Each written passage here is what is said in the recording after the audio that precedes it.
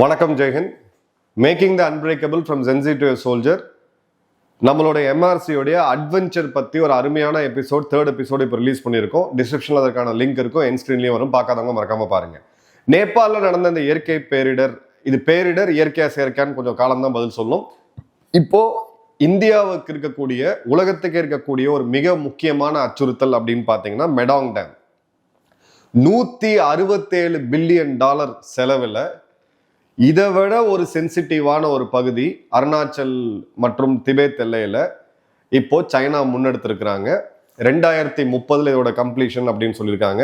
அவங்களுடைய மிக முக்கியமான ரிசர்ச் இன்ஸ்டிடியூட்ஸே இது ஒரு பெரிய பேரழிவை ஏற்படுத்திடும், தயவு செய்து இதை பண்ணாதீங்க அப்படின்னு சொல்லியிருக்காங்க.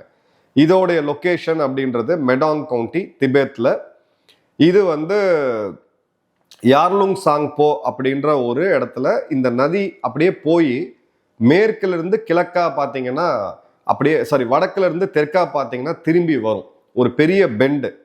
இந்த இடத்துல தான் இது ஒரு யூட்டர்ன் அடிச்சு நம்மள அருணாச்சல் பிரதேஷ்ல இருக்கக்கூடிய சியாங் பகுதிகளில் உள்ள வரும். இது பிறகு பிரம்மபுத்திராவா மாறி அஸ்ஸாம்ல இருந்து பிறகு ஜமுனா நதியா பங்களாதேஷ்ல போய் நம்மளுடைய பே ஆஃப் பெங்கால்ல கிடக்கும். இந்த முக்கியமான அந்த யூட்டர்ன் வரக்கூடிய இடம் அப்படின்றதுல இவங்க 60,000 மெகாவாட் உலகத்தோடைய மிகப்பெரிய டேமை கட்டுறதுக்கான முன்னெடுப்பு எடுத்திருக்காங்க. இன்னைக்கு வேர்ல்டுலயே ஒரு லார்ஜஸ்ட் டேமா பார்க்கக்கூடிய சைனாவுடைய 3 கார்ஜஸ் டேம், இதை விட 3 மடங்கு பெரிய டேம், கிட்டத்தட்ட 3 மடங்கு பெரிய அவுட்புட் கொடுக்கக்கூடிய இந்த டேமை $167 பில்லியன் செலவில் பண்ணணும் அப்படின்னு சொல்லி முன்னெடுப்பு எடுத்திருக்காங்க.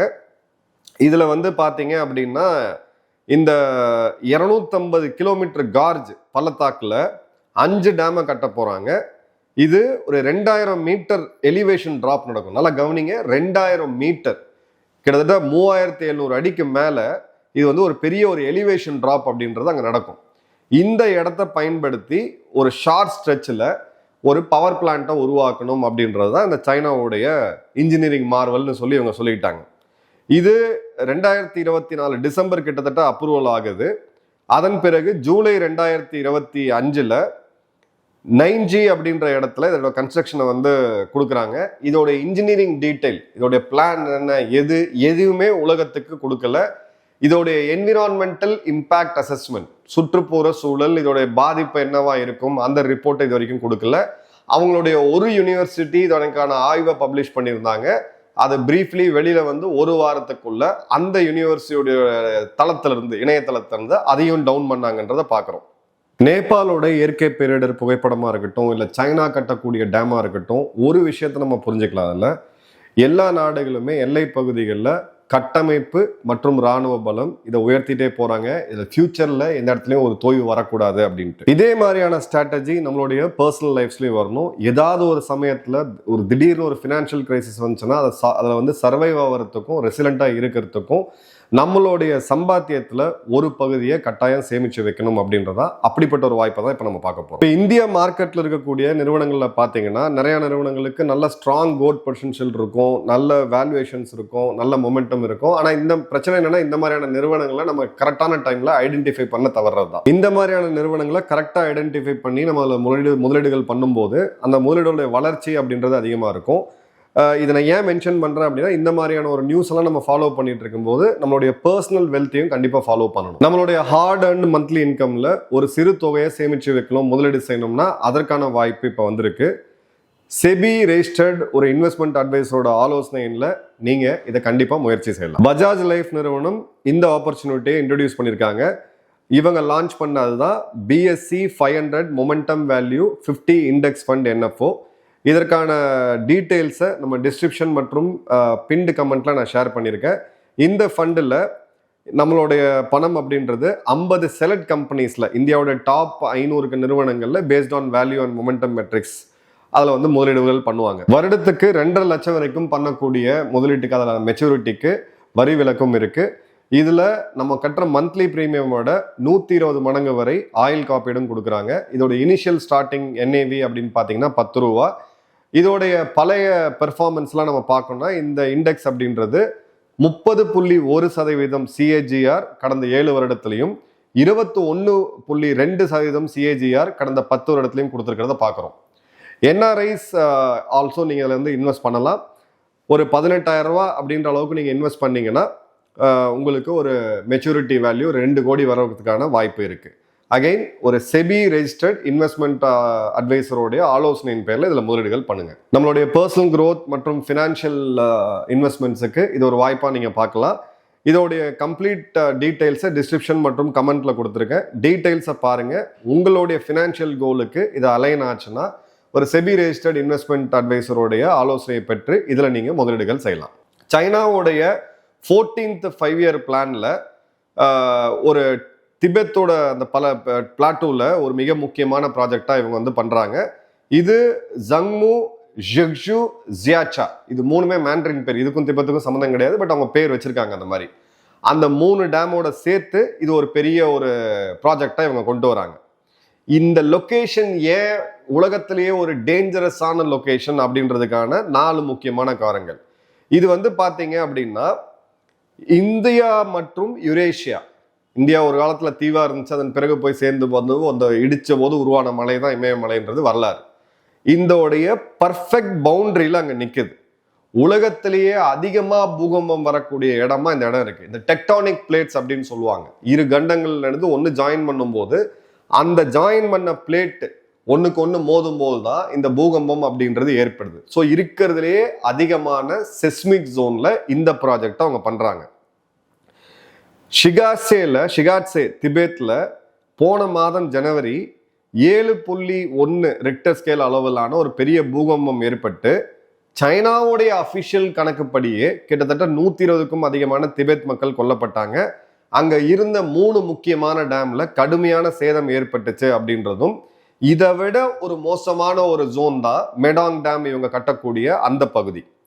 3வது சைனாவுடைய engineering journals, journal of hydraulic engineering, டிஜி கெக்ஸு அப்படின்ற ஒரு ஜியாலஜிக்கல் சயின்டிஸ்ட் கொடுத்தது. மேஜர் சேலஞ்சஸ் அவங்க ஃபேர் பண்ணாங்க. பெர்மாஃப்ராஸ்ட், இந்த தண்ணீரை ரீடைன் பண்ணி வைக்கக்கூடிய, இப்போ எப்படி இந்த கிளேஷியர் அந்த லேக் உடஞ்ச அந்த பனிமலை உடஞ்சி விழுந்ததோ, எதனால விழுந்தது? அந்த பெர்மாஃபாஸ்ட் லேயர் உடஞ்சதுனால. அதே காரணத்தை அவங்க சொல்றாங்க. இந்த பெர்மாஃபாஸ்ட் லேயர்ல கொண்டு போய் நீங்க டனல் பண்ணீங்க அப்படின்னா இது ஒரு பேரழிவை ஏற்படுத்திடும். 2வது, இதுல இருக்கக்கூடிய செடிமெண்ட், அந்த மணல் படிவம் நம்ம சொல்லும் பார்த்தீங்கன்னா, அதுவுமே அன்ஸ்டேபிள் அப்படின்றதும்.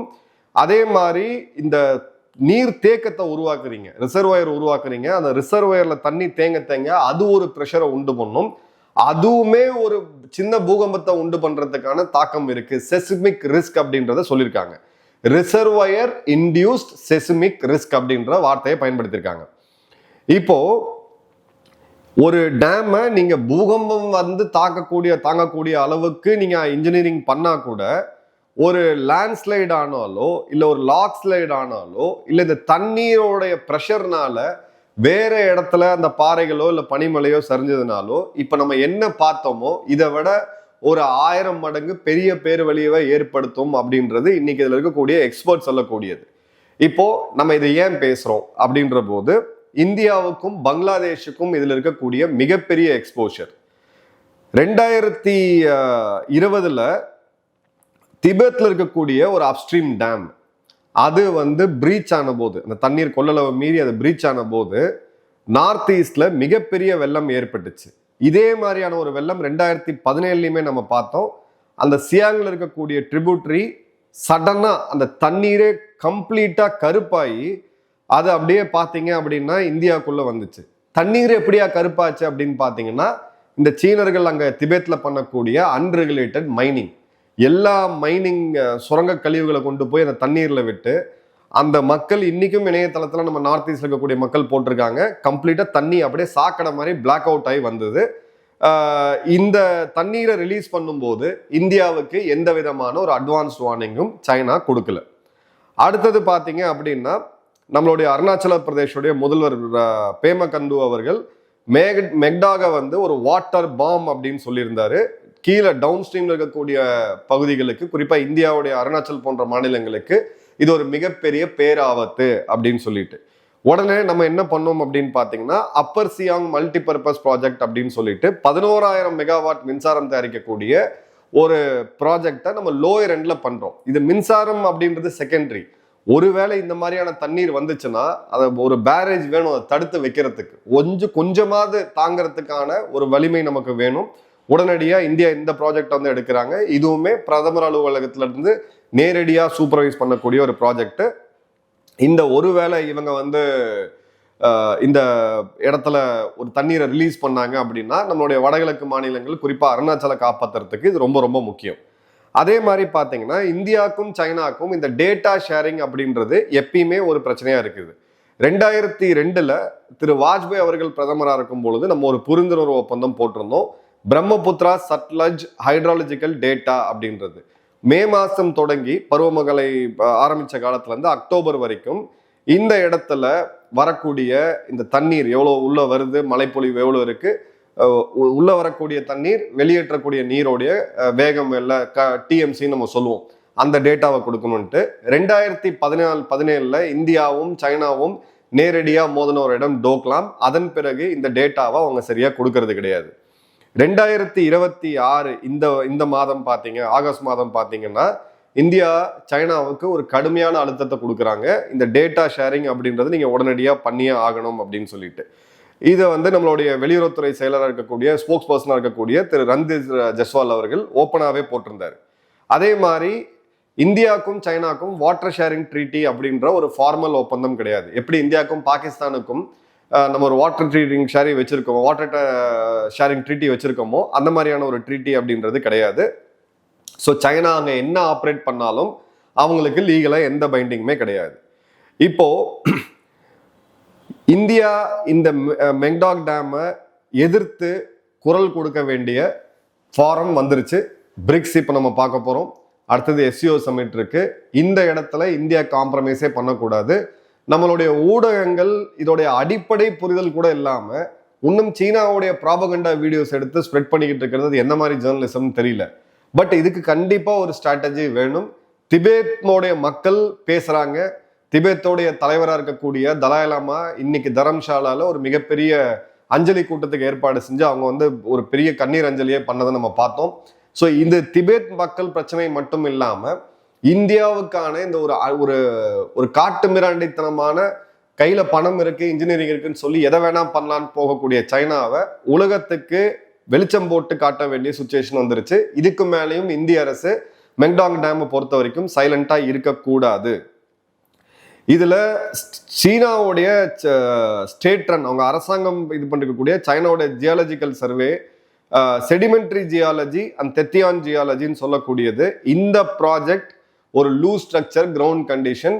இது திபெத்துக்கே ஒரு பெரிய ஒரு பாதிப்பை கொடுத்துரும் அப்படின்ட்டு சீனாவுடைய கம்யூனிஸ்ட் அரசாங்கம் மாசெதுங்களுடைய அந்த விஷன்ல வரக்கூடியவங்களுக்கு ஒரு 140 கோடி மக்கள் இருக்கக்கூடிய இடத்துல ஒரு நாட்டுக்காக ஒரு 10 கோடி மக்கள் உயிர் போறது தவறில்லைன்னு இருக்கக்கூடிய சித்தாந்தத்தில் இருக்கக்கூடிய ஒரு கம்யூனிசம் தான் அது. சிட்டுக்குருவிகளை கொண்டு அதனால எத்தனை லட்சம் மக்கள் இறந்தாங்க பஞ்சத்துல பசிப்பட்டினிலன்றதை நம்ம பார்த்தோம். ஸோ இவங்களுக்கு வந்து திபேத்ல இருக்கக்கூடிய 1 கோடி மக்கள் இறக்குறதோ இல்லை அவங்களுடைய மக்கள் இறக்குறாங்க அப்படின்றதெல்லாம் அங்கே விஷயமே கிடையாது. இவங்களுக்கு எக்ஸ்பான்ஷனிசம் அப்படின்றது ஒரு மிகப்பெரிய ஒரு ப்ராஜெக்டா அவங்க எடுத்துட்டு போயிட்டு இருக்காங்க. அதே மாதிரி பார்த்தீங்கன்னா வாட்டர் வார் அப்படின்றது இன்னைக்கு ரியாலிட்டி. இந்தியாவுக்கு என்ன அட்வான்டேஜ் இருக்கோ பாகிஸ்தான் கிட்ட அதே அட்வான்டேஜ் இந்த ஒரு குறிப்பிட்ட பகுதியில் இந்தியாவுக்கும் இந்தியா கிட்ட சைனாக்கு இருக்கு அப்படின்றத பார்க்குறோம்.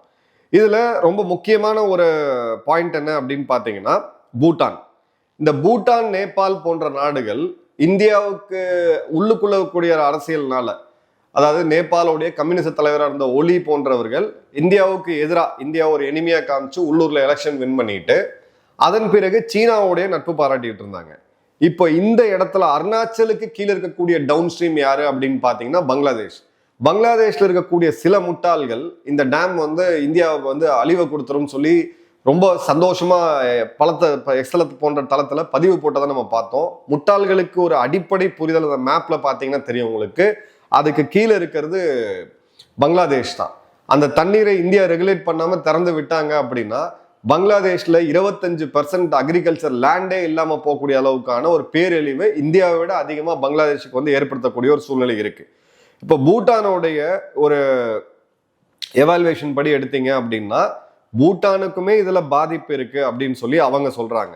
ஸோ இந்த இமயமலையோடைய ஒரு அலையன்ஸ் சைனா இல்லாம இமயமலையால பாதிக்கப்படக்கூடிய நாடுகள், அதாவது இந்தியா, நேபாள், பூட்டான், இது போன்ற 3 நாடுகளுடைய கூட்டணி இன்னி புதுசா ஒரு பிளாக் உருவாக்க வேண்டிய அவசியம் இப்ப ரொம்ப ரொம்ப வந்துருச்சு. இந்த நாடுகளுடைய ஃபாரின் பாலிசியை பாகிஸ்தான் இல்ல பங்களாதேஷ், இந்த இலங்கை, மாலத்தீவு போன்ற நாடுகளை விட இன்னும் ப்ரையாரிட்டைஸ் பண்ண வேண்டிய ஒரு கட்டாயம் நமக்கு இருக்கு. ஏன்னா இமயமலையில என்ன பாதிப்பு நடந்தாலும் அது இந்தியா முழுக்க தாக்கம் மட்டும் இல்லை, உலகம் முழுக்க இந்த தாக்கத்தை வந்து கண்டிப்பா ஏற்படுத்தும்.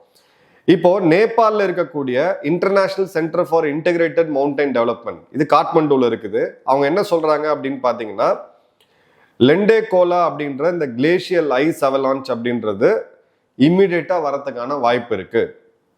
இது சிம்டமேட்டிக்கா இருக்கு. இந்த பக்கத்துல தான் ஹிமாலயன் ஹைட்ராலஜியை பேஸ் பண்ணி சைனா எக்கச்சக்கமான டேம்ஸையும் ரோடையும் பில்ட் பண்ணிட்டு இருக்காங்கன்ட்டு. ரோடே அந்த இடத்துல தாங்க மாட்டேங்குது.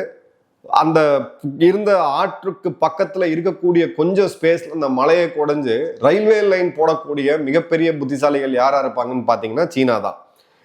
இப்போ ஒரு எக்ஸ்டர்னல் பெர்ஸ்பெக்டிவ் பார்ப்போம். ஸ்டாக்ஹோம்ல இருக்கக்கூடிய ISDM, institute for security and development policy, இவங்க என்ன சொல்றாங்க 2025 அப்படின்னு பாத்தீங்கன்னா, திபேத்ல நடந்த அந்த பூகம்பம் இந்த மெக்டாங் டேம்க்கு பக்கத்துல அந்த பகுதியில் நடந்திருக்கு. இது ஒரு பேரழிவை ஏற்படுத்தும் அப்படின்றதும், திபேத்தோடைய பொலிட்டிக்கல் சென்சிட்டிவிட்டி, சைனாவுடைய நல்ல கவனிங்க அன்செக்டு அப்பர் ரிப்பேரியன் ஸ்டேட்டஸ், இந்த நதி இயற்கையா உங்களுக்கு அந்த மேல் பகுதியில் இருக்கக்கூடிய நாடுகள் கொஞ்சம் அரகண்டா இருப்பாங்க, அந்த அட்வான்டேஜை இவங்க வந்து கம்ப்ளீட்டா காலி பண்றாங்க. cannot remain outside the purview of global climate governance. சர்வதேச கவர்னன்ஸ், இந்த கிளேஷியர்ஸ் எல்லாம் இப்போ ராம்சர் லேண்டுன்னு சொல்லி நீங்க சென்னைக்கு பக்கத்துல பள்ளிக்கரணையில ஒரு இது வந்துச்சு, ராம்சர் லேண்டுன்னு தீர்ப்பு கொடுத்தது கோர்ட் வந்து சர்வதேச கிளைமேட் கவர்னன்ஸை பொறுத்தது. ஏன்னா கிளைமேட்டை பொறுத்த வரைக்கும் எல்லைகள் அதுக்கு கிடையாது. இந்தியா பொல்யூட் பண்ணுதுன்னா அது இந்தியர்களை மட்டும் பாதிக்காது, அது உலகத்துல இருக்கக்கூடிய எல்லாருமே. அமேசான் காடுகள்ல தீ விபத்து ஏற்பட்டுச்சு அப்படின்னா அது அமேசானை மட்டும் பாதிக்காது, எல்லாரையுமே பாதிக்கும். இதே கதை தான் இங்கேயுமே. ஸோ இந்த குளோபல் கிளைமேட் கவர்னன்ஸ் அப்படின்றது ரொம்ப ரொம்ப சென்சிட்டிவான ஒரு விஷயம். உலகத்தில் இருக்கக்கூடிய எல்லா அமைப்பும் ஃபெயில் ஆனாலும் இந்த அமைப்பு உயிரோடு இருக்க வேண்டியது மனித குலத்துக்கு ரொம்ப ரொம்ப அவசியம். அதே மாதிரி பார்த்தீங்கன்னா ஆஸ்திரேலியாவில் இருக்கக்கூடிய லோலி இன்ஸ்டிடியூட், சைனாவுடைய மெகாங் கண்ட்ரி அந்த மெகா டேம் அப்படின்றது இந்தியாவுக்கும் பங்களாதேஷுக்கும் ஒரு பேட் நியூஸ் அப்படின்றத அவங்க சொல்றாங்க. இந்த இடத்துல இந்த தண்ணீரோடைய ஃப்ளோ, நீரோட்டத்தோடைய ஃப்ளோவே அது மாத்திரும். இது வந்து அக்ரிகல்ச்சர் மற்றும் குடிநீருக்காக லட்சக்கணக்கான மக்கள் இதை நம்பி இருக்கிறாங்க அப்படின்றதும் ரொம்ப ஒரு விஷயமா அவங்க சொல்றது. இந்தியாவை விட இதுக்கு அதிகமான பாதிப்பு அப்படின்றது பங்களாதேஷுக்கு தான். 55% பங்களாதேஷோடைய விவசாயத்துக்கு தேவையான நீர் அப்படின்றது இந்த ஜமுனா நதி, அந்த மேக்டாங்ல இருந்து வரக்கூடிய பிரம்மபுத்திரா அங்க போகும்போது ஜமுனாவாகுது, அதுல வந்து சம்மந்தப்பட்டிருக்கு.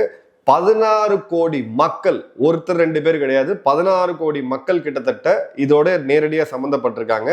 ட்ரை சீசன்ல இந்த தண்ணீர் வராம போச்சு, கோடை காலத்துல இல்ல மான்சூன்ல அளவுக்கு அதிகமா வந்துச்சுன்னா இது ஒரு மிகப்பெரிய பேரழிவை கொடுத்துரும் அப்படின்றதுதான். ஸோ இது வந்து ஒரு நேச்சுரல் டிசாஸ்டர் ஸ்டோரி அப்படின்றது கிடையாது. எப்பப்பெல்லாம் இந்த மாதிரி நியூஸ் பார்க்குறோமோ நம்மளுடைய ஃபினான்ஷியல் க்ரோத்தையும் ஃபோக்கஸ் பண்ணணும் அப்படின்ற ரிமைண்டர் இருக்கும். அதனால தான் நான் பஜாஜ் லைஃபோடைய BSE 500 momentum value 50 index fund NFOவை இந்த வீடியோக்கு நடுவில் சொல்லியிருந்தேன். டிஸ்கிரிப்ஷன் மற்றும் பின் கமெண்ட்ல இதற்கான டீட்டெயில்ஸ் இருக்கு. அந்த டீட்டெயில்ஸை ஃபுல்லாக பாருங்க, ரிவ்யூ பண்ணுங்க, அண்டர்ஸ்டாண்ட் பண்ணுங்க. உங்களுடைய இன்வெஸ்ட்மெண்ட் பிளான்ல இது ஃபிட் ஆச்சு அப்படின்னா ஒரு செபி ரெஜிஸ்டர்ட் இன்வெஸ்ட்மெண்ட் அட்வைஸரோட ஆலோசனை பேர்ல இன்வெஸ்ட் பண்ணுங்க. இந்த வாய்ப்பை நம்ம மிஸ் பண்ண வேணாம். ஏன்னா இந்த NFOட லாஸ்ட் டேட் அப்படின்றது இன்னும் வெகு சில நாட்கள் தான் இருக்கு. இந்தியா சைனாவுடைய ரைவல்ரி இப்போ ஹிமாலயாஸ்ல மிகப்பெரிய லெவல்ல இருக்கு. நமக்கு இருக்கக்கூடிய ஆப்ஷன்ஸ் என்ன? அந்த டேமை வந்து போய் ஒரு ராணுவ நடவடிக்கையில தாக்க முடியுமா? அதுக்கான தேவையும் கிடையாது, அதை நம்ம பண்ணவும் முடியாது. ஸோ என்ன பண்ண முடியும் அப்படின்னா, இந்த இடத்துல சைனா எந்த அளவுக்கு கிளைமேட் சேஞ்சில் ஒரு டேஞ்சரஸான எக்ஸ்பெரிமெண்ட்ஸை பண்ணிட்டு இருக்காங்க, எத்தனை கோடி மக்களோட உயிரோட விளையாடுறாங்க அப்படின்றத உலகத்துக்கு எடுத்து காமிச்சு சைனா மேல கடுமையான நெருக்கடியை கொடுத்தாதான் சைனா இதுல இருந்து பின்வாங்குவாங்க. என்ன நடக்குதுன்றத இன்னொரு டீட்டெயில் வீடியோல பார்ப்போம். நன்றி, வணக்கம், ஜெய்.